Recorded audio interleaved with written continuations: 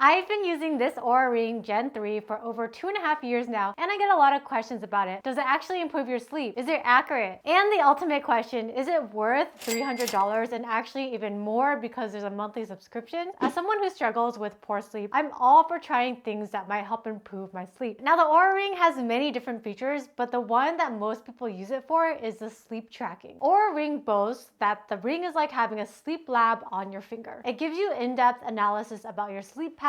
It measures your SpO2, which is your pulse ox, and that's the amount of oxygen that's in your red blood cells. And they say it gives you personalized tips to help you feel more energized every day. However, I don't really think it's that personalized, and it's mostly generic advice, but more on that later. It measures your 4 sleep stages, which is useful because to get quality sleep, you need enough deep sleep, which is important for cellular growth, memory, and immune function, and REM sleep, which is important for cognitive function and emotional processing. It also measures things like sleep latency, which is how long it takes you to fall asleep, how restless you are, and how efficient your sleep is. And it's able to do this because it has sensors in the ring that measures the temperature, heart rate, and your respiratory rate. Now, overall, after using this for 2.5 years, I would say that the sleep data is pretty accurate. For example, it knows when I get up in the middle of the night to use the bathroom. It also knows when I take a nap during the day. Now, if you actually wanted to get a detailed sleep analysis, the gold standard is a polysomnography, which is a sleep study where traditionally you would stay overnight and you would have electrodes attached all over throughout your body, an EEG on your head and an EKG, and all these different monitors. And the polysomnography is what's used to diagnose sleep disorders such as narcolepsy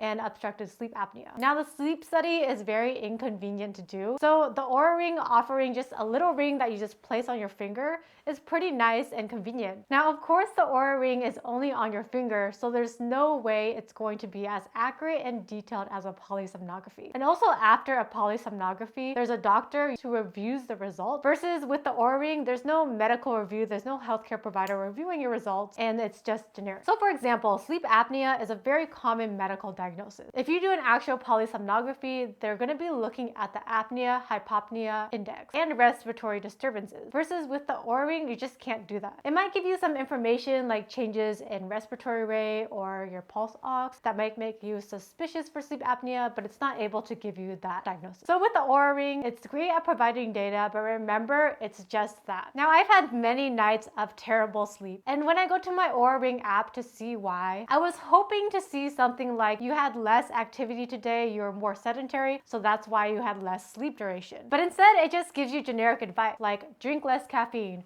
avoid blue light before bedtime, avoid alcohol before bedtime. All of this stuff I talked about in my insomnia video, and it's all generic, not specific to your actual data. So personally, for me, paying over $300 for this ring, I'm pretty disappointed. For that price, I'd like to see a device that takes in all of my data. For example, my daytime activity, my overnight temperature, and be able to actually say things like, you didn't get enough exercise yesterday, or your environment temperature was a little too warm, and that's why you're not getting good sleep. Because to me, in my opinion, that's actually personalized information and something that I can use to take actionable steps to make changes to get better sleep. Now, one feature that's actually pretty cool if you want to see if there's one factor that's affecting your sleep is the ability to use tags. There's a bunch of different tags that you can choose from. For example, you can do caffeine, melatonin, blue light, meditation, activity. Then you can go to your trends and see how that specific tag, for example, caffeine, affected your sleep quality, your heart rate, your respiratory rate, etc. So that is one great way that you can get some better personalized data, but it takes an extra step. Also, if you deal with a lot of anxiety about not getting good sleep, then having a ring or device that's telling you that you're not getting good sleep, it's probably going to make you more anxious, and then you'll fall into a vicious cycle of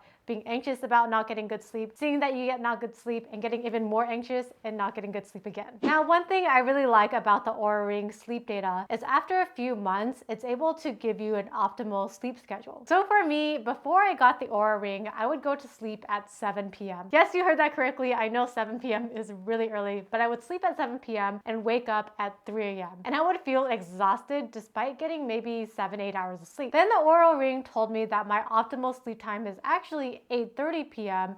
and wake up time is 4:30 a.m. So knowing this, I would stress less about trying to sleep at 7 p.m. and I would wake up at 4:30 a.m. and that actually made a big difference in terms of my sleep quality as well as my overall health. Another feature that Oura Ring has is early illness detection. So after 2.5 years of ownership, I've gotten sick a few times and the temperature reading is pretty accurate. Unlike a thermometer where they're measuring the core temperature and they're putting it underneath your tongue, the Oura Ring has sensors that measure skin temperature. Oura Ring is currently doing a study that started in 2020 with UCSF called TempPredict. They released the data for the first 50 participants and the majority of them, which was 38 out of 50, had temperature abnormalities before reporting symptoms. Having a ring or device being able to determine early sickness can be very useful, especially during the pandemic. People might have had COVID but no symptoms early on, but they might have been contagious and they could have spread it to other people without knowing. So if the ring accurately predicts illness early on, then the user can isolate themselves and prevent infections from spreading.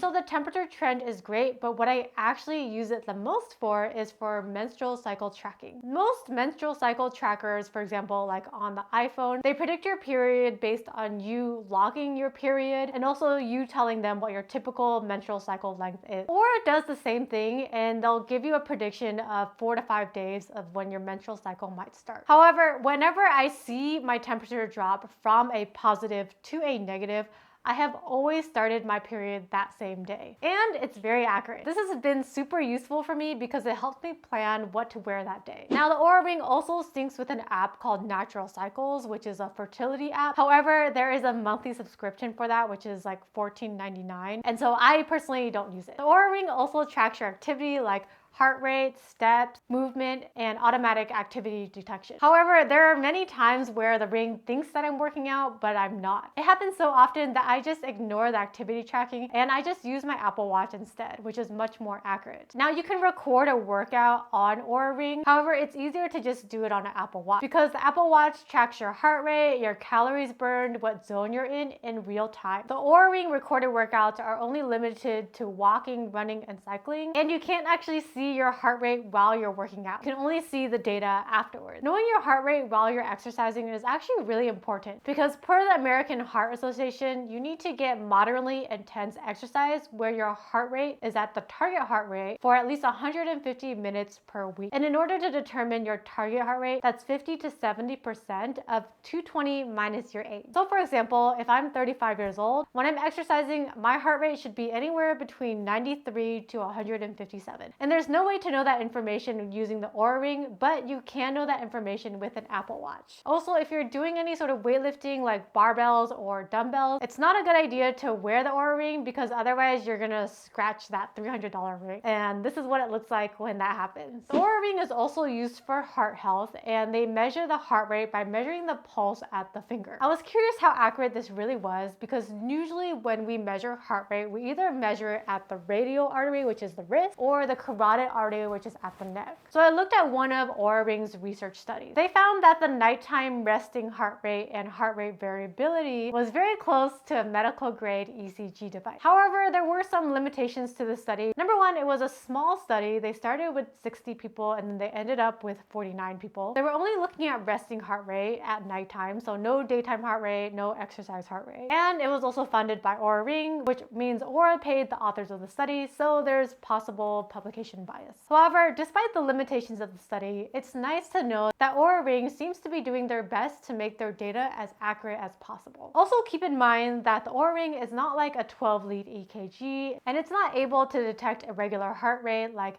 AFib or arrhythmia. Also, if you do have an irregular heart rate or other medical conditions like arrhythmias, then the data that the ring is sensing might not be accurate. Another thing that I really like about the Oura Ring is the meditation and the breathing sessions. Now, in the past, I use an app called Headspace, and they have tons of meditation sessions, breathing sessions, and bedtime stories. However, that costs $12.99 per month or $69.99 per year. Now, the Oura Ring subscription is $5.99 a month. You do get a good amount of meditation sessions, sleep sessions, and breathing sessions, and some of them are actually even from Headspace, but it's nowhere near as much as Headspace itself. Given that Oura Ring is providing some of these sessions, it does help justify the price a little bit of the $5.99 per month. With the Oura Ring, there's 3 main categories: activity, sleep, and readiness, and each day you get a daily score of how well those categories were. It's nice because it gives you a big picture of what's going on with your health. Sometimes I get great sleep, but I still feel a little bit crappy or just not too great. And then I look at my readiness score and it helps justify why I'm not feeling the best. However, if you don't have the monthly subscription, the daily scores is literally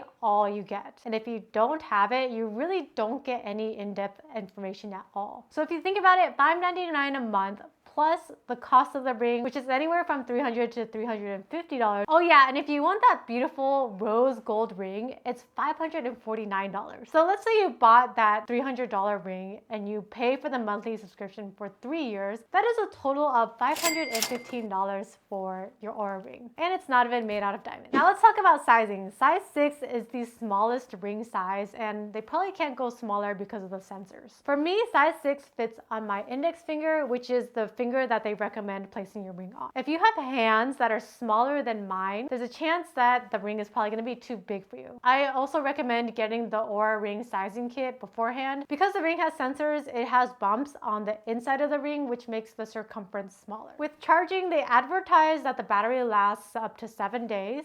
However, in my experience, I'm usually having to charge my ring every 3, sometimes 4 days. Usually it's not a big deal, but when I go on vacation, I don't like to bring extra chargers and things like that. So I end up having a lot of missing data when I don't charge. Also, the charger size is based on ring size. However, my husband has a ring that's 3 sizes larger than mine, and he's still able to use the same charger as me. Overall, it's cool that this tiny little ring can track a lot of different things. It's nice data to have, especially if you're interested in that. After using it for over 2.5 years, the things that I use it the most for is the period prediction through the temperature changes, the sleep trends, and just how easy it is to wear to sleep. If you have extra money to spend and you like being able to see how your sleep is, then this ring is for you. That being said, it's definitely not essential for your health, and you can definitely make healthy changes without it. Thanks so much for watching. Let me know in the comments down below if you're getting the Oura Ring. Don't forget to like and subscribe, and I'll see you guys next time.